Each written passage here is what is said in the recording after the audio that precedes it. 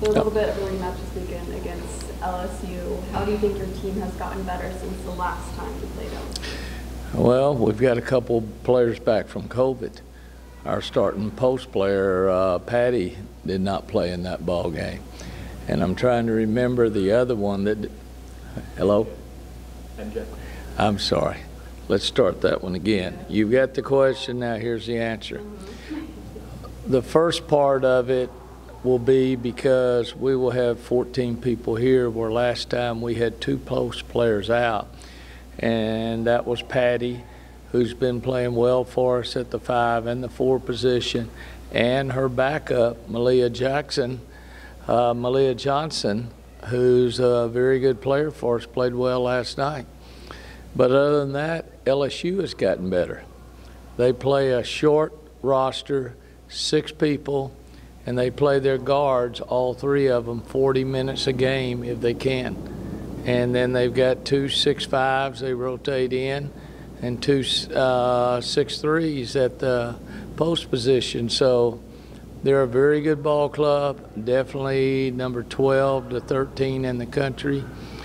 Yeah, it's going to be a rematch. But the second time around, we're playing at home. We played with them in Baton Rouge to about 3.5 quarters, and then we didn't finish the game. They finished it. They had some great transition and some great guard play at the end of the game. Hopefully we've learned and gotten better since then. Is Patty providing you that consistent 5 play that you're looking for earlier in the season? Well, we really like her at the 4. But due to we were having a scoring problem, we went with a 4-guard lineup. Against LSU, it's a little bit tougher because LSU, a Georgia, a Tennessee, a South Carolina, they both got 2 post players, not just 4 guards and 1. They run a 2-post lineup, and you have to match up with size to combat size. The 3-game win streak, is that what y'all were, you knew was probably going to be coming eventually, and what can that kind of confidence do heading into a game like this?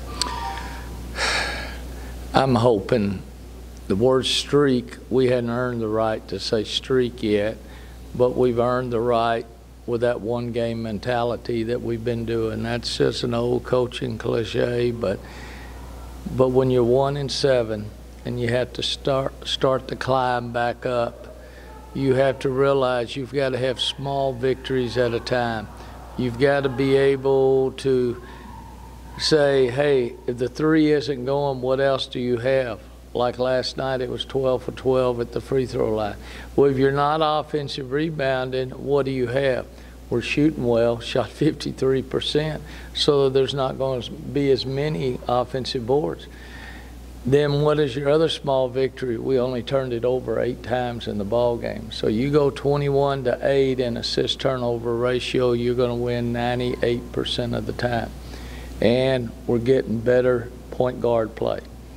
Both with Jordan and McKenzie are playing well right now, and we've got KK in reserve if we need her.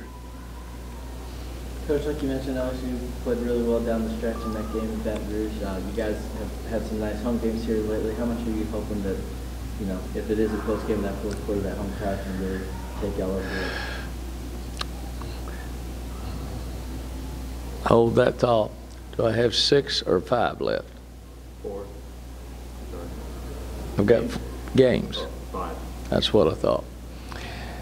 Answer that question. Out of the 5 games that we have left, 4 are ranked teams. The only one that's not ranked is Alabama.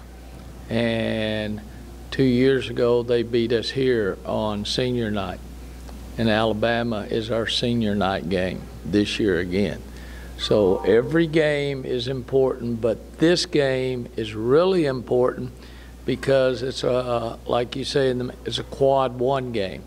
They're in the top 25%. You need a win against a top-ranked team, and this is why it's so important to keep the momentum going. Just throw everything but the kitchen sink at LSU and see what comes out, and that's what we have to do. Everything will be done to try to win this game by 1. Win it by 1. That's all we're looking to try to do. Is that it? Awesome. Thank you. Thank you, Coach. Thank you, Coach. I was lousy today. I know.